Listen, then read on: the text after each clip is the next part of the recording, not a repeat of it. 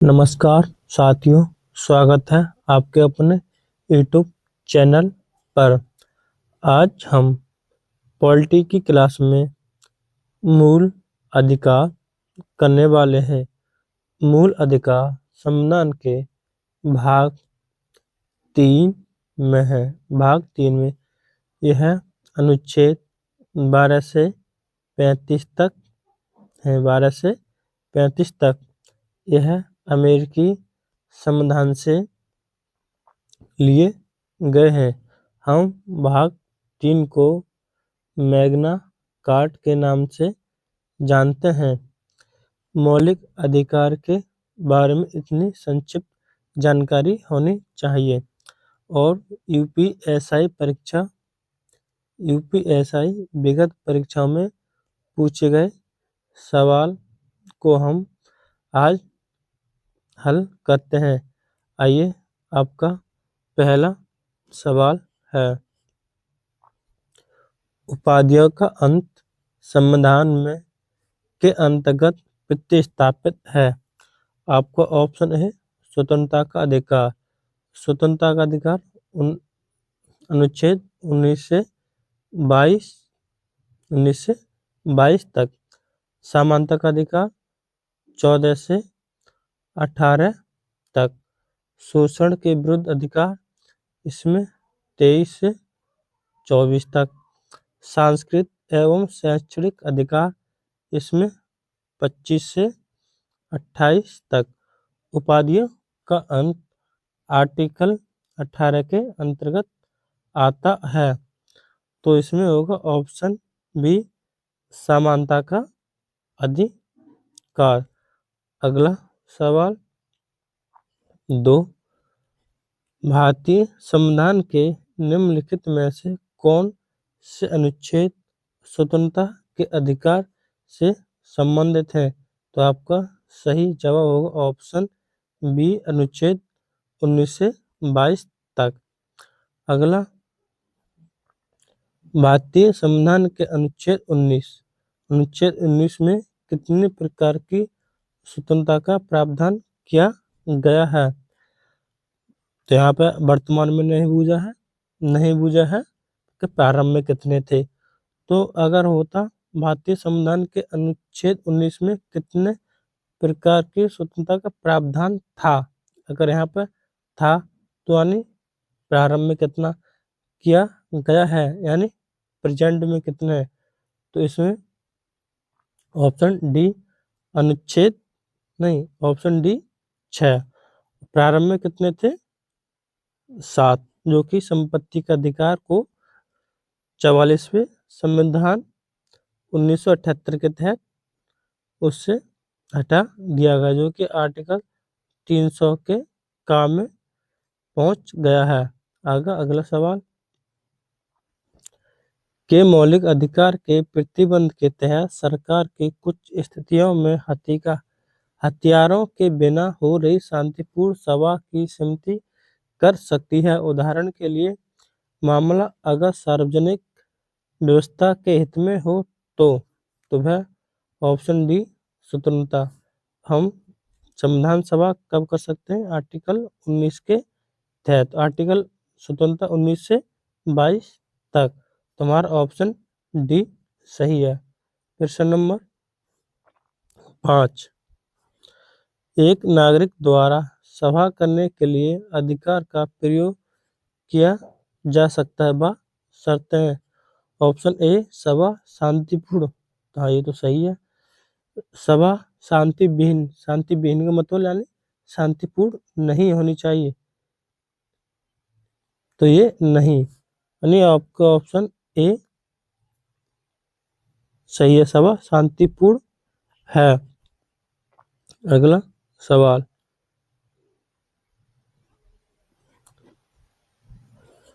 भारतीय संविधान के मौलिक अधिकार के संदर्भ में निम्नलिखित में से कौन सा सही है? राज्य किसी भी नागरिक के भाषण एवं अभिव्यक्ति स्वतंत्रता पर प्रतिबंध लगा सकती है। मतलब कब लगाएगी, ये देखते हैं। यदि वह दूसरे देशों के साथ भारत के मैत्रीपूर्ण संबंध पर प्रभाव डालती है। हाँ, तो रोक लगा सकती है, यानी ऑप्शन मतलब ए सही है। आपातकाल के दौरान स्वतंत्रता के अधिकार को स्थगित किया जाता है अतः प्रतिबंध लगाए जाते हैं, तो बी भी सही है, यानी हमारा ऑप्शन ए सही है। ए और बी दोनों सही है। आर्टिकल 19 आपातकालीन के दौरान 358 के तहत स्वतः ही समाप्त हो जाता है। आर्टिकल 359 के तहत 20 और 21 खत्म यानी समाप्त नहीं होते हैं। अगला सवाल 7, भारतीय संविधान के अनुच्छेद 19 में निम्नलिखित में से किस मौलिक अधिकार का उल्लेख नहीं है? ऑप्शन ए संगम बनाने का अधिकार, ये तो है। जीवन और व्यक्तिगत स्वतंत्रता का अधिकार, ये भी है। वाक एवं अभिव्यक्ति की स्वतंत्रता, ये भी है। हमारा ऑप्शन सी नहीं है, तो हमारा विकल्प सी सही हो जाएगा, क्योंकि आर्टिकल 19 में नहीं है, तो ऑप्शन सी। अगला सवाल, जीवन का संरक्षण और व्यक्तिगत आजादी मौलिक अधिकार के अंग हैं, तो हमारा ऑप्शन ए स्वतंत्रता के अंग हैं। अगला प्रश्न नंबर 9, भारतीय संविधान का कौन सा अनुच्छेद दोहरे परिसंकट दंड के विरुद्ध सुरक्षा प्रदान करता है? तो इसमें आपका सही जवाब होगा अनुच्छेद 20, यानी ऑप्शन बी सही है। अगला सवाल,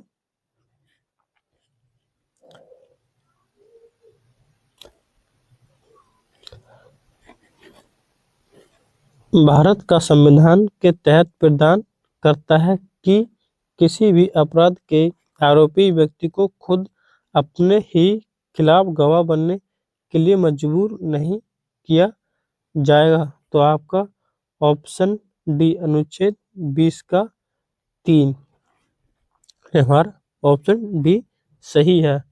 प्रश्न नंबर 11, कौन सा अनुच्छेद घोषित करता है कि किसी भी व्यक्ति को विधि द्वारा स्थापित प्रक्रिया के अतिरिक्त उसके जीवन और व्यक्तिगत स्वतंत्रता के अधिकार को वंचित नहीं किया जा सकता है? तो आपका ऑप्शन ए अनुच्छेद 21। अगला सवाल 12, भारतीय संविधान में वाक्यांश कानून द्वारा स्थापित प्रक्रिया की अवधारणा कहाँ से ली गई है? कानून में कितने शब्द हैं? 3 शब्द हैं। जापान में कितने शब्द हैं? 3। जापान में 3 शब्द हैं, बाद में ना है, कानून में बाद में ना है, तो मतलब कानून द्वारा स्थापित प्रक्रिया जापान के संविधान से ली गई है। हमारा ऑप्शन डी सही है। आप देखें कनाडा में 3 शब्द हैं, क्योंकि इसमें बाद में ना नहीं है। यह मैंने अपने ही दिमाग से ट्रिक बनाई है। कानून द्वारा स्थापित प्रक्रिया जापान के संविधान से ली गई है, क्योंकि 3 शब्द इसमें है, 3 शब्द इसमें है, ना बाद में इसमें है, ना बाद में इसमें है। ठीक। अगला सवाल 13, मौलिक अधिकार निजता का अधिकार किस अनुच्छेद के अंतर्गत आता है? तो अनुच्छेद 20 में 2 सिद्ध संरक्षण के लिए, 24 में 14 वर्ष से कम आयु के किसी कारखाने में कार्य नहीं करेंगे, इसमें वाक एवं स्वतंत्रता का, तो हमारा बच्चा ऑप्शन सी अनुच्छेद 21। अगर आपने थोड़ी बहुत पॉलिटी पढ़ी है तो आप अनुच्छेद से ही आपको क्वेश्चन को हटा सकते हैं, जैसे हम रीजनिंग में हटाते हैं नहीं है, वो दर्पण प्रतिबिंब आते हैं उस चित्र को देख के, तो हम ऐसे भी हटा सकते हैं, यानी हमारा ऑप्शन सी सही है। प्रश्न 14, सुप्रीम कोर्ट के आदेश के अनुसार निम्नलिखित में से कौन सा एक मौलिक अधिकार है? एक मौलिक अधिकार, तो हमारा ऑप्शन बी निजता का अधिकार हमारा मौलिक अधिकार है। अगला सवाल 2017 में निम्न अधिकारों में से किस मौलिक अधिकार के रूप में मान्य किया गया था? तो आपका ऑप्शन ए निजता का अधिकार। अगला सवाल,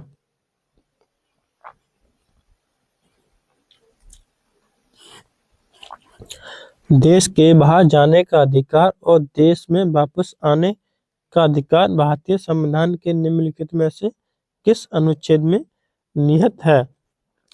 आर्टिकल 18 में उपाधियों का अंत, आर्टिकल 15 में अस्पृश्यता का लिंग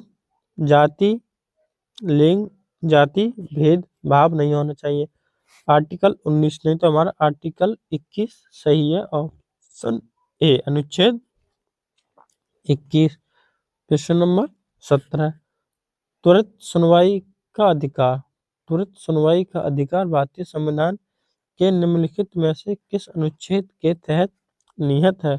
तो आपका ऑप्शन ए सही है, अनुच्छेद 21 के तहत निहित है, ऑप्शन ए। अगला सवाल, 1947 में न्याय सकृतता शब्द पद किसने गढ़ा था? तो आपका ऑप्शन डी आर्थर श्लेसिंगर जूनियर ने आर्थर श्लेसिंगर जूनियर ने न्याय सकृततावाद शब्द गढ़ा था, ऑप्शन डी सही है। अगला, सर्वोच्च न्यायालय द्वारा समुचित पर्यावरण के आधार को किस मौलिक अधिकार में शामिल माना गया था?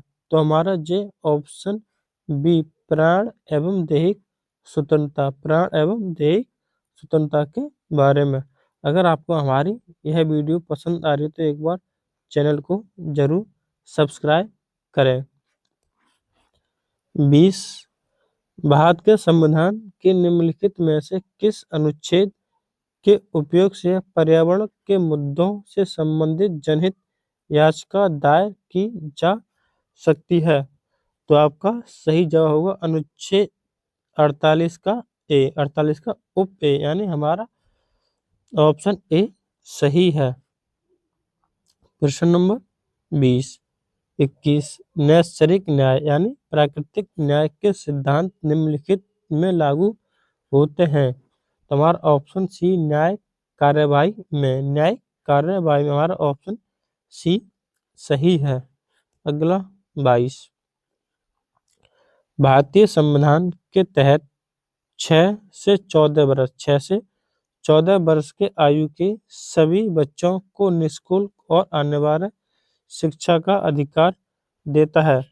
तो हमारा आर्टिकल 21 का ए। अगला सवाल, भारत को बच्चों को मुक्त और अनिवार्य शिक्षा का अधिकार अधिनियम 2009 शिक्षा को यानी 6 से 14 वर्ष के बीच आयु के हर बच्चे का मौलिक अधिकार बनाता है। तुम्हारा ऑप्शन डी सही है, 6 से 14 वर्ष तक के। अगला 24, भारत के संविधान के अनुच्छेद 21 के एक के अनुसार राज्य कानून द्वारा इस प्रकार तय करे कि आयु समूह के सभी बच्चों को मुफ्त शिक्षा मुहैया कराए, यानी 6 से 14 वर्ष। हमारा ऑप्शन बी सही है। अगला सवाल, 6 से 14 वर्ष के आयु सभी बच्चों के लिए निःशुल्क और अनिवार्य शिक्षा मौलिक अधिकार को भारत के संविधान में वर्ष प्रस्तावित किया गया था? तो आपका सही जवाब होगा ऑप्शन सी 42। इसमें 46वां संविधान संशोधन 2002, हमारा ऑप्शन सी सही है।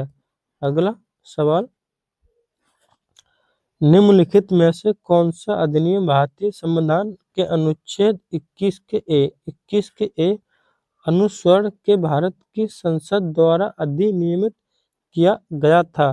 तो हमारा ऑप्शन सी सही है, बच्चों की निःशुल्क और अनिवार्य शिक्षा का अधिकार अधिनियम 2009, हमारा ऑप्शन सी सही है। अगला, बच्चों के लिए मुफ्त और अनिवार्य शिक्षा का अधिकार अधिनियम किस वर्ष स्थापित किया गया था? तो आपका सही जवाब होगा ऑप्शन बी 2002 में। अगला सवाल,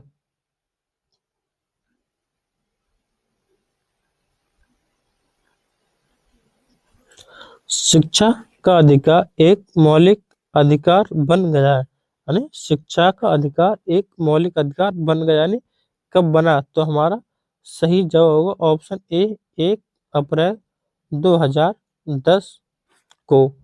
अगला सवाल, कौन सा एक भारत के संविधान के अधीन मानवाधिकार है, साथ ही मूल अधिकार भी है? तो हमारा ऑप्शन बी शिक्षा का अधिकार, हमारा ऑप्शन बी सही है। तीसरा, निम्नलिखित में से कौन सा भारत में एक मौलिक अधिकार नहीं है? मौलिक अधिकार नहीं है। कानून के समक्ष समानता का अधिकार, ये तो है, ये कहाँ से लिया गया था? ब्रिटेन के संविधान से, मैंने क्लास ए में बताया था। और कानून के समक्ष, अगर यहाँ हुए कानून के समक्ष संरक्षण, तो अमेरिकी संविधान से सहकारी समितियों का गठन, जो कि आर्टिकल 19 के तहत है। शिक्षा का अधिकार भी, तो हमारा ऑप्शन डी इसमें पूछा है एक मौलिक अधिकार नहीं है, तो हमारा ऑप्शन डी सही है। बेरोजगारी के मामले में सार्वजनिक सहायता का अधिकार ने हमारा डी नहीं है। अगला सवाल, भारतीय संविधान का निम्नलिखित में से कौन सा अनुच्छेद कुछ मामलों में गिरफ्तारी के विरुद्ध के खिलाफ सुरक्षा प्रदान करता है? तो 20 नहीं, 21 नहीं, और 20 कौन सा है? दोहरे संकट, तो हमारा ऑप्शन ए सही है, आर्टिकल 22 अनुच्छेद 20। 31, वह योजना जिसके तहत एक निवारक निरोध कानून अधिनियमित किया जा सकता है, भारतीय संविधान के तहत निर्धारित किया गया था? तो अनुच्छेद 22 के तहत निर्धारित किया गया था।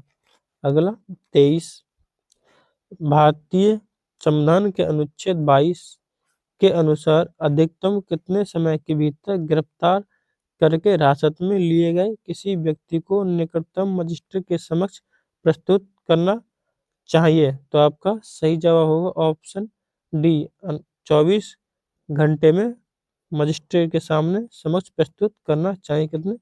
24 घंटे में। अगला सवाल, विशेष परिस्थितियों में नियुक्त किए गए एक व्यक्ति को कितने दिन में यह सूचित किया जाना चाहिए कि उसे नियुक्त किए गए जाने के आदेश के आधार क्या है? कितने दिन में? तुम्हारा ऑप्शन बी सही है, 15 दिन में। प्रश्न नंबर 35, निवारक निरोध अधिनियम, निवारक निरोध अधिनियम को संसद द्वारा किस वर्ष में पारित किया गया? तो आपका सही जवाब होगा ऑप्शन बी 1980 में। अगला, भारतीय संविधान के अनुच्छेद में बलात्कार श्रम दास्ता प्रतिषेध परिकल्पित है, मतलब आप किसी को खरीदकर या उस पर जबरन मजदूरी नहीं करा सकते। तो इसमें तो है 14 वर्ष से कम के बच्चे कार्य नहीं कर सकते। 22 में गिरफ्तारी के संरक्षण, तो हमारा ऑप्शन सी सही होगा, अनुच्छेद 23। मैंने आपको बताया था शोषण के विरुद्ध अधिकार 23 से 24, यानी हमारे शोषण के अंतर्गत दो अनुच्छेद आते हैं, 23 और 24। 24 के अंतर्गत 24 24 तो हमारा 14, यानी 2.5 अंक में से एक घटा तो 14। 23 में 23 है अभाज्य संख्या है, यानी अभाज्य संख्या, तो मतलब आप किसी पर जबरन या उसे खरीद कर मजदूरी नहीं करा सकते। प्रश्न नंबर 37 भारतीय संविधान का कौन सा अनुच्छेद बेगार बंधुआ मजदूरी को रोक लगाता है? तो अनुच्छेद 23 ऑप्शन डी। अगला, भारतीय संविधान का कौन सा अनुच्छेद किसी भी कारखाने, खदान या अन्य संकटपूर्ण गतिविधि में 14 वर्ष से कम आयु के बच्चों को रोजगार पर प्रतिबंध लगाता है? तो अनुच्छेद 24 ऑप्शन बी सही।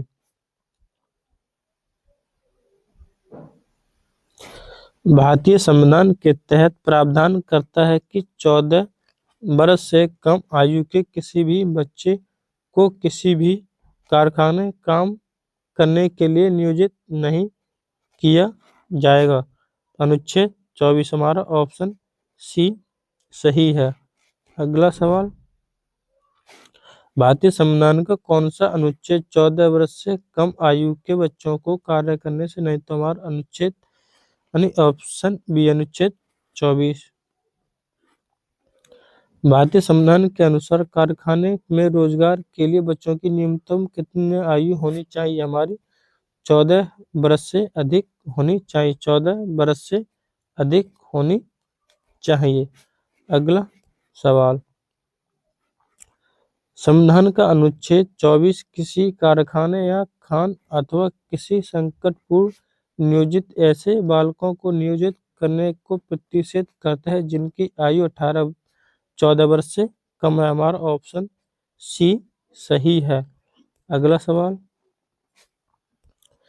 किसी भी बच्चे को के बीच काम करने की अनुमति नहीं दी जाएगी।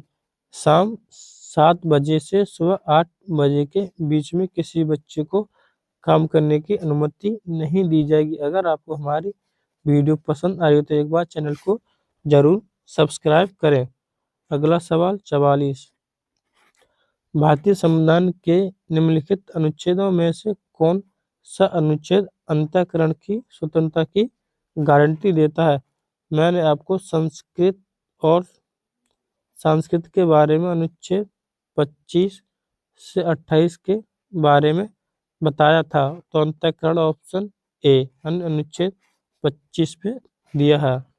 अगला, भारतीय संविधान का निम्नलिखित में से कौन सा अनुच्छेद भारत राष्ट्र धर्मनिरपेक्ष चरित्र को दर्शाता है? तो अनुच्छेद 25 ऑप्शन सी सही है। अगला, भारतीय संविधान का अनुच्छेद 25 से संबंधित है धर्म की स्वतंत्रता? ऑप्शन ए सही है। अगला, निम्नलिखित में से कौन सा मौलिक अधिकार सार्वजनिक व्यवस्था, नैतिकता और स्वास्थ्य तथा भारतीय संविधान के भाग से अन्य प्रावधान के अधीन है? तो हमारा ऑप्शन बी सही है। अंतःकरण की स्वतंत्रता और धर्म को आबाद रूप से मानना, आचरण करना और प्रचार करना। अगला सवाल,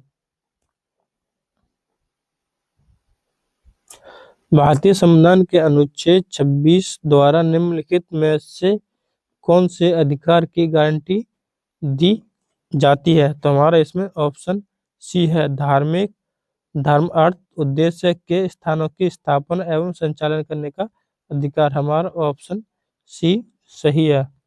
अगला सवाल, अस्पृश्यता को समाप्त कर दिया गया है और भारतीय संविधान के अनुच्छेद के तहत किसी भी रूप में इसका अभ्यास निषिद्ध है? तो हमारा अनुच्छेद 17 कितना? अनुच्छेद 17।